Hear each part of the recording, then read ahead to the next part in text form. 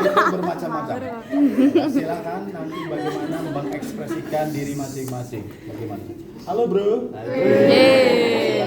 Atau kadang-kadang kalau pada anak-anak, perawatan anak-anak beda lagi juga. Tos dulu dong. Jadi memang itu tergantung bagaimana membangun Terapi. Iya. Komunikasi terapeutik ya, terapeutik. Jadi itu kalau dilakukan yang sudah berulang kali ketemunya, yang sudah beberapa kali. Tapi kalau baru pertama kali ya jangan asik. Asik sendiri. Nggak berkenan. Nah, jadi kalau baru pertama kita sapa dengan yang normal saja. Selamat pagi Pak. Selamat siang. Pak, boleh kita berkenalan dengan Pak siapa namanya Pak? Dino. Kemudian kenalkan diri kita. Oke. Kemudian berikan reinforcement. Pak, bagaimana kabarnya hari ini? Ini tindakan-tindakan sederhana, memberikan sentuhan, apalagi. Tapi jangan lebay juga ya. Jangan lebay. Cukup senormalnya saja. Bagaimana Pak kabarnya hari ini? Itu pasien sudah merasa nyaman biasanya. Ya. Pak, gimana kabarnya hari ini? Waduh. Oke, gitu ya. Kemudian validasi tadi ya, validasi itu yang pertama yang penting lagi adalah apa? Selain pasien tersebut menyebutkan namanya, kita juga perlu pengecekan identitasnya. Identitasnya ada di mana, Pak? Gelang. Ya, biasanya ada gelang identitas di pasien. Nggak perlu nanyain KTP-nya, nggak usah. Sudah ada identitas di rumah sakit. Itu sudah standar SOP rumah sakit, standar keselamatan pasien. Dia punya gelang. Gelangnya sekali pakai dan dia kalau sudah diklip itu nggak bisa dicopot. Kalaupun mau dicopot harus digunting. Jadi artinya rusak gitu ya. Jadi nggak bisa dipindahin tuh. Kayak gelang konser ya. Gelang konser kalau sudah tertempel ya udah nggak bisa dipindahkan ke temennya yang lain. Ya, jadi kalaupun mau dirusak ya berarti kan udah tidak sah itu. Ya. Dia nyebutin nama, kita cek identitasnya lengkap sama sesuai, oke, validasi lengkap. Berarti betul pasiennya adalah Tuan Dino. Kira-kira begitu. Ya, kalau pasiennya menyebutkan nama tapi ternyata berbeda, berarti belum lengkap validasi. Ini ada problem. Jadi jangan-jangan pasiennya bukan ini yang mesti. Jelas ya? Yep. Oke, kira-kira itu poin penting pertama sebelum melakukan tindakan apapun. Jadi selalu diingat teman-teman ya, validasi. Mau memberikan pemberian terapi injeksi, pemberian terapi infus, obat dan lain sebagainya, semuanya harus validasi dulu sebagai bentuk tanggung jawab dan tanggung gugat kita. Gitu ya? Oke. Sudah lengkap semua, kemudian apa yang selanjutnya kita lakukan? Langsung mulai tahap tadi berinteraksi, tujuan, menjelaskan dan sebagainya. Sudah selesai semua. Ada pertanyaan Pak? Tidak ada. Bisa kita lakukan sekarang ya Pak? Ada privasi, layan terus cuci tangan, baru melakukan mulai tahap pertama kali apa yang perlu dilakukan? Posisikan yang nyaman. Nah tadi ketika kita menjelaskan tujuan, itu ada waktu yang kita sampaikan. Pak, nanti waktunya kira-kira sekitar 7 sampai 10 menit. Bapak dengan posisi seperti ini sudah nyaman? Masih agak sedikit tidak nyaman, sesek. Coba dicobakan. Kira-kira begitu ya. Oke. Kemudian Bapak lebih nyamannya seperti apa? Coba saya posisikan agak sedikit tegak ya Pak. Gak perlu dijelaskan juga Pak, dan saya posisikan semi folder. Gak paham. Semi folder itu gimana Mas? Tadi pertanyaan lebih lama lagi. Nanti ngobrolnya bisa sampai 1 jam tindakannya. Gak selesai. Kapan-kapan. Jadi berikan penjelasan yang sederhana pada pasien yang tidak menimbulkan lagi pertanyaan. Pak, saya tinggikan sedikit ya Pak posisi tempat tidurnya supaya Bapak lebih nyaman dalam bernapas. Posisi yang paling baik untuk melakukan perawatan tracheostomi. Ya. Sebenarnya tidak hanya untuk perawatan tracheostomi, tapi untuk masalah pernafasan, semi-polar itu sangat efektif. Jadi dia mengurangi beban paru ya, untuk mengembangkan posisikan semifolder, pasiennya sudah siap, baru kita lakukan perawatan. Apa yang pertama kali perlu dilakukan, Pak? Siapkan dulu alatnya. Kita buka-buka semuanya seperti ini karena ada beberapa yang harus dilakukan dengan prinsip yang steril. Home juga kita siapkan. Ini untuk alat yang kotor. Perlak kalau dibutuhkan kita gunakan perlak. Jadi biasanya ada perlaknya ya. Ini nggak ada perlaknya. Oke.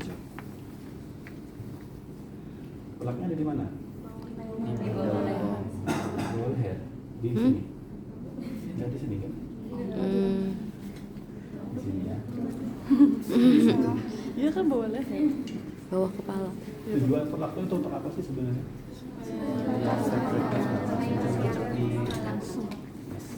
Itulah ya.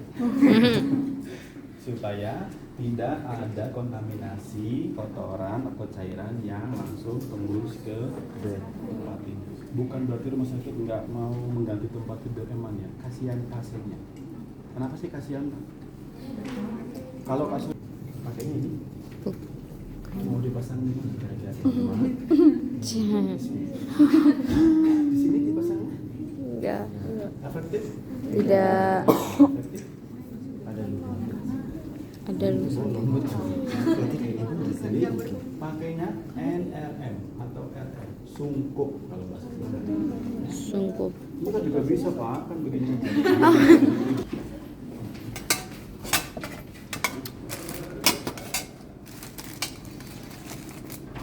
Kita punya dua sarung tangan bersih dan sarung tangan Steril.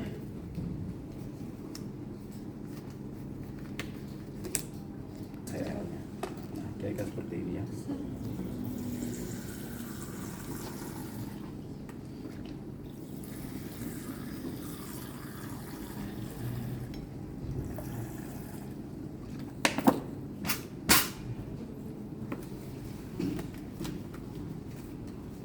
Yang pertama ya, ketika kita sebelum melakukan tindakan yang lain, berikan dulu oksigenasinya ya. Kita akan berikan oksigen yang berlebih karena pasiennya pasti biasanya akan mengalami kesulitan untuk bernafas ya atau sesak ya. Tapi dipegang aja. Seperti ini. Berapa lama? Enggak bisa naik juga. Lebih dari 10 detik. 30 detik. 30 Detik. Buat aja itu namanya. Iya. Sambil di Breathing. Pak, saya kasih oksigen ya Pak supaya Bapak bisa bernafas lebih nyaman. Enggak bisa keluar. Seperti itu ya. Sambil diobservasi bagaimana kondisi ini. Ini kalau berarti. Baik. Ya. Berikutnya. Apa? Suction. Apa berikutnya? Suctioning sebelum kita nyikat. Oke, sebenarnya ada alat bukan tambahan. Suction itu kan ada alat untuk Auskultasi. ya, sebenarnya kalau itu tidak digunakan, kita langsung bisa mengamati, mencermati. Oh, dia ada suara tambah. Biasanya sangat jelas sekali. Ya, maka boleh saja langsung dilakukan suctioning. Suction. Allah. Jatuh.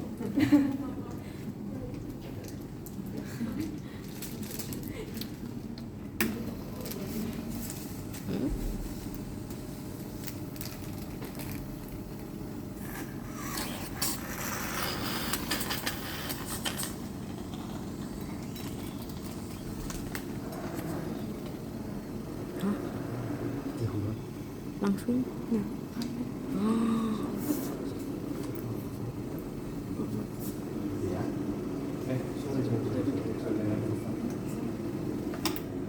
Oksigenasi boleh pakai sarung tangan yang bersih, suctioning ganti dengan yang Steril. Kayak seperti itu ya.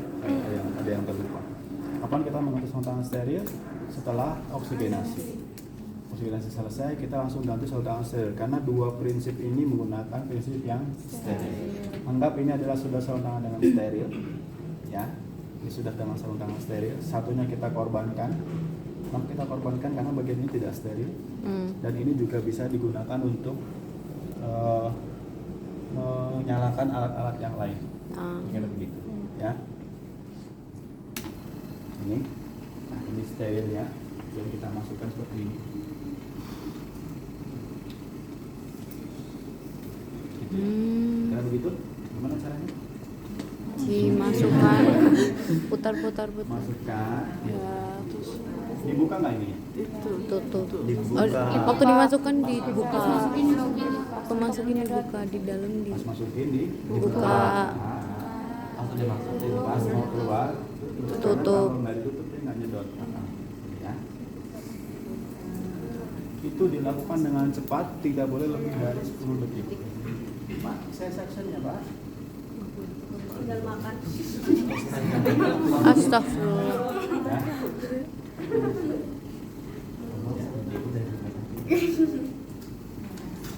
Kotor, bilas. Kalau masih ada, masukkan. Tutup. Gitu. Ya. Ya. Oh, waktu belajar suction perasaan bukan di situ Pak, tapi ke hidung. Kan udah ada. Tujuannya beda, tujuannya untuk membersihkan saluran mana pada bagian mana? Area radiostop. Ya. Saya sambil jelaskan ya.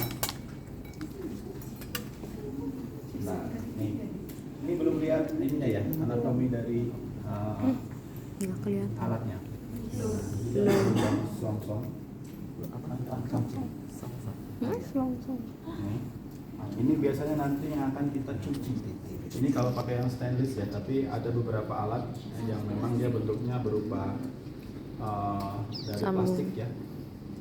Plastik kalau itu dia disposable, dia sekali pakai. Kalau ini dia bisa dilakukan berulang-ulang. Jadi ini kita cuci, kita ambil, kita cuci dengan hidrogen peroksida atau NaCl. Ada sikatnya juga.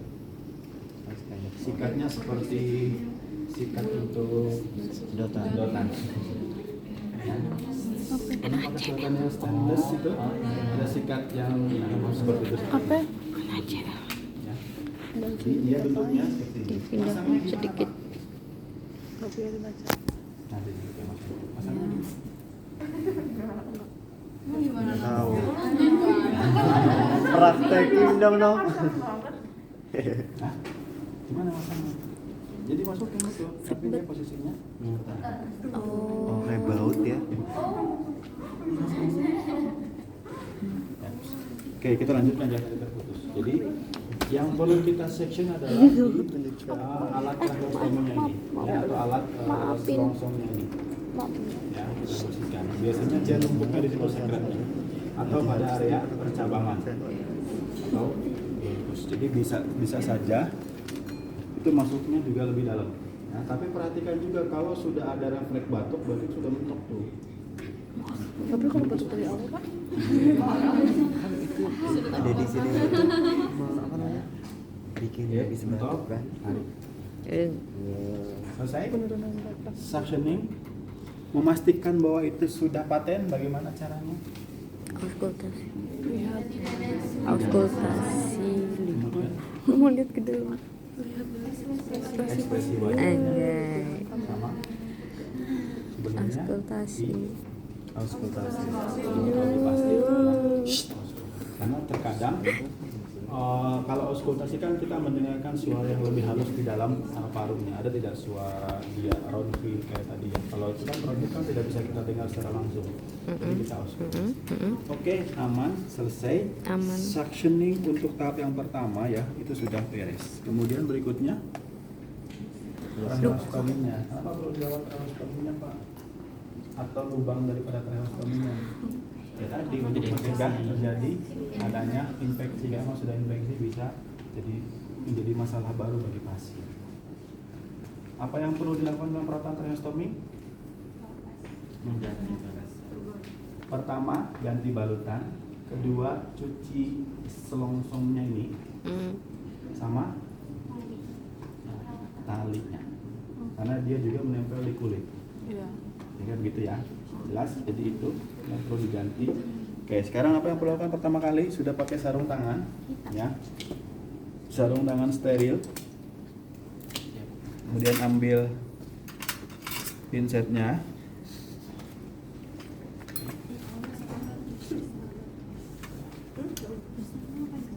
Siapkan kasa secukupnya.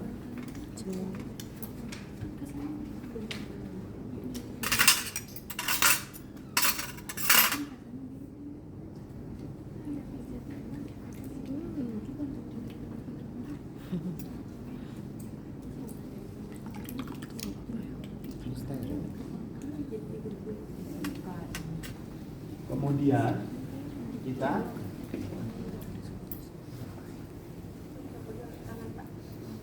kira-kira boleh pakai tangan nggak? Enggak. Kenapa? Steril. Ini juga surat tangannya steril. Ya.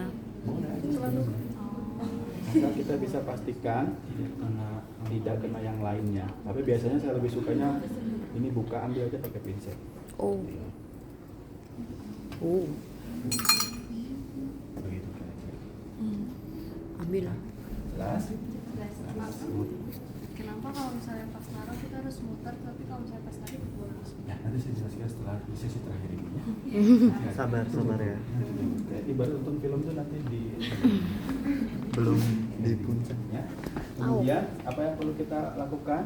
Ambil kasanya, buang. Kemudian kita ambil yang baru. Oh. Itu ya.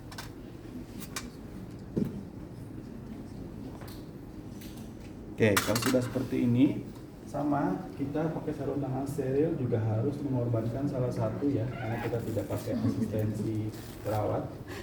Jadi kita lepas. Oh. Ya, ini non steril karena di sini kan tidak steril. Yang perlu kita jaga sterilitasnya ada di mana? Di selongsong. Angkat sedikit. Seperti ini selongsongnya ya. Oh my god. Ah. Nah, seperti ini. Ini yang perlu kita jaga sterilitasnya. Ya. Baru cuma sakit. Kita bersihkan. Ui. Melingkar, buang. Tidak cukup, ambil lagi satu, melingkar, buang. Jelas? Jelas nggak? Jelas. Kalau sudah selesai, apa yang perlu kita lakukan? Sama seperti perawatan luka, yaitu keringkan. Tap tap tap tap tap tap. Sesuai dengan berapa yang dibutuhkan kasanya. Kalau ini kan karena bukan yang sesungguhnya, jadi ya nggak ada kotoran. Tapi kalau ada kotoran, dilakukan berulang-ulang. Masih ada, bersihkan lagi. Masih ada, ambil lagi kasanya, bersihkan lagi. Yang terpenting prinsipnya, setelah selesai dibersihkan dengan NaCl, terakhir dikeringkan. Karena posisinya atau kondisinya tidak boleh Basah. basah. Gitu ya? Ya. Jelas? Selesai. Kemudian apa berikutnya? Pasang baru. Pasang baru. Balutan. Balutan kasarnya. Oke, ya sebelum pasang baru ini sudah dicuci atau biasanya terkadang karena perawatan kolostrum itu butuh tindakan yang cepat, kita punya sudah bawakan cadangannya langsung. Jadi cucinya enggak, ini nanti dicucinya untuk yang berikutnya. Dia sudah ada serepnya. Ya, jadi biasanya sudah dimasukkan juga di dalam bak ini yang sterilnya. Tinggal pasang aja. Tidak Begitu terus suka. bergantian. Jadi misalkan alatnya itu sudah ada dua. Yang kotor dibiarkan nanti dicuci setelah tindakan perawatan ini selesai. Gitu ya. Oke, anggap ini kita sudah bawa yang barunya.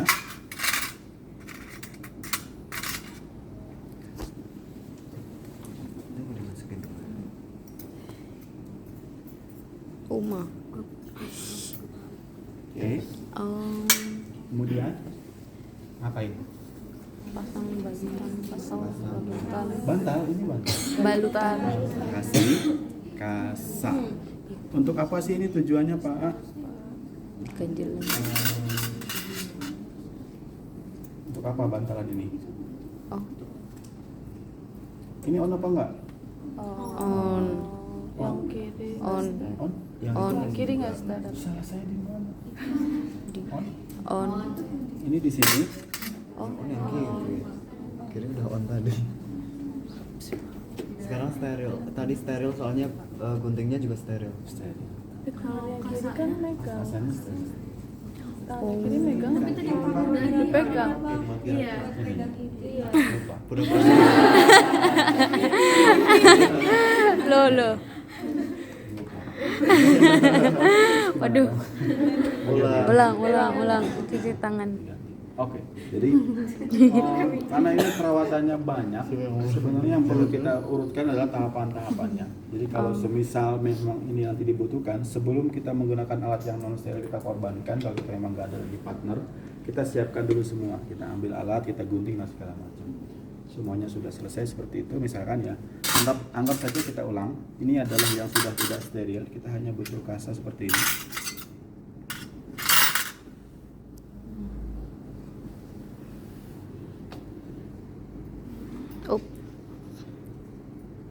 Oh, guntingnya enggak.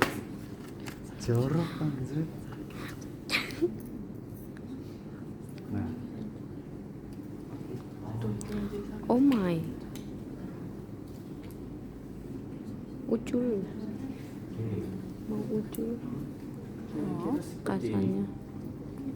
Oh. Itu di belakang apa? Ditekan Oh mah. Selesai. kemudian terakhir Mudah. Pasang itunya. pasang. Tali. Nah, ini biasanya diganti karena dia kotor, ya sudah menempel di layar itu dalam waktu yang cukup lama. Jadi kita ganti dengan yang baru. Anggap sudah dibuka ya, teman-teman. Ini Hemat-hemat nggak usah yang baru. ya, jadi seperti ini.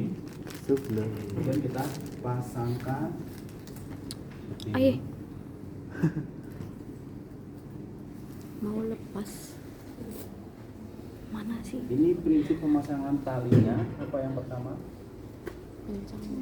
Tidak terlalu kencang, tidak terlalu longgar. Jadi yang pertama kita patenkan dulu satu sisi, kemudian yang kedua, Aduh, baru kita mana sih? Sini ah. tanda atau cirinya longgar tidak terlalu kencang. Paling mudah biasanya ngapain? Aduh. Bisa dapat. Diapakan? Diberikan jarak 1 jari, jadi seperti ini. Kemudian kita Aduh, salah. kenapa tidak boleh terlalu kencang? Kenapa tidak boleh terlalu kendor? lepas.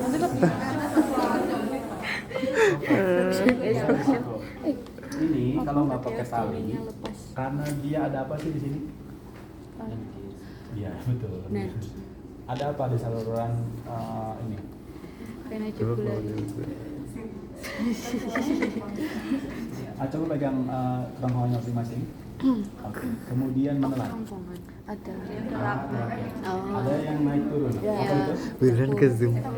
Epi. Pasien pun juga sama. Yang nonton Dia kan nanti juga pusing. masih hidup ya. Jadi pasiennya sama. Ketika dia menelan air ludah, Ini keluarga pasien ya? Ini mama. naik turun. Ini Kalau papa. tidak dikunci, Ini si selongsong ini bisa siapa adiknya? Terus yang ini siapa? Tetangganya. Yang di belakang. Kalau lepas bagaimana akibatnya Pak? Mau masuk ke dalam enggak keles. Enggak keles. Jadi keluar. Kenapa? Karena ke dalam kan lubangnya cuma segitu. Ini juga ada sayapnya. Dia keluar. Iya Kalau kan? keluar fatal. Kenapa kalau sampai fatal keluar Pak? No. nggak bisa napas. Ya. Karena ini kan harus makanya dibuat tracheostomi kan untuk melubangi Jalan dan nafas. mempadatkan jalan napas. Ya. Ini bayangkan gimana bayangkannya ya? Ini adalah lubang yang disayat, ada lubang kan. Kalau ada selongsongnya, dia kan jadinya tertahan kan, ada udara yang masuk. Selongsongnya lepas, Nutup. Iya, betul. Gue udah pasiennya bisa kesulitan Bernafas. itu paling fatal. Fatal. Yul. Fatal. Iya, maksudnya. Karena tidak diikat misalkan atau ikatannya tidak terlalu kencang, itu risikonya fatal. karena suara dan bayangan. Apalagi tidak ketahuan. Oh. Karena biasanya pasien yang mengalami atau yang dilakukan tindakan tracheostomi dia akan mengalami kesulitan bicara, terus terus benar-benar. Baru saja takut dimasukin gitu. Jangan diketawain. Bahaya kalau kayak gitu pas sholat. Ya, ketika setelah dilakukan perawatan kondisinya kencang, kondisinya terikat dengan baik. Ya. Jangan sampai kita lupa koridor kalau sudah tidak lagi berfungsi dengan baik. Karena kalau sampai lepas bahaya. Sekarang pasien itu kalau sudah terpasang tracheostomi, pernapasannya bergantung dari alat ini. Tapi prinsipnya harus betul. Perawatannya nggak sulit, prinsipnya harus betul. Pertama apa yang diutamakan? Keselamatan.